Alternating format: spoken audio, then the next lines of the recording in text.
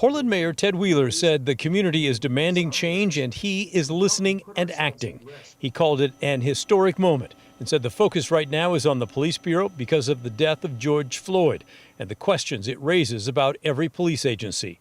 And so he's proposing swift change. We propose to redirect over $7 million from the police bureau and $5 million from other city funds directly to communities of color, reinvesting $12 million. We're going to dissolve the gun violence reduction team, the school resource officer program, and the transit specialty units. We'll stand with the Oregon Legislative People of Color Caucus to fight for urgently needed reforms, and with our federal delegation to reform the qualified immunity doctrine. We'll ban chokeholds.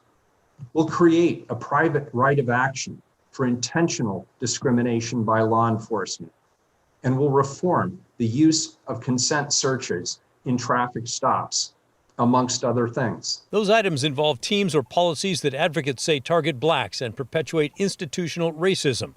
Police unions across America are pushing back against efforts to change the way policing is done, and Portland's police union quickly criticized the mayor's proposals. Well, obviously, that's a catastrophic mistake.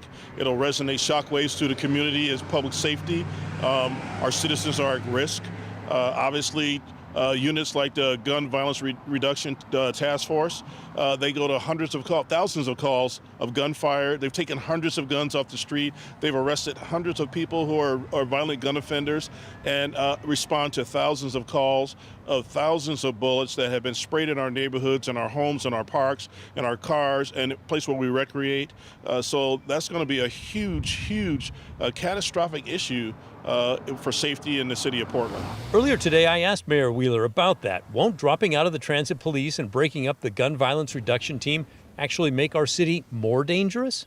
I do not believe that will lead to less safety on the transit system, because if there is an issue on the transit system, people will still call 911. They will still ask for a police response. The difference will be we will not have people engaged as members of the transit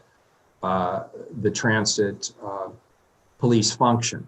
With regard to the gun violence reduction team, there are aspects to that team that definitely deserve to be evaluated. There have been reforms that have already been put into place. Gun violence remains a serious issue in the city. We had over 400 shootings in the city of Portland last year, and we still need that investigative function. The mayor said he will push for change as soon as possible and that the city will drop out of the transit police program by the end of the year at the latest. In Southwest Portland, Pat Doris, KGW News.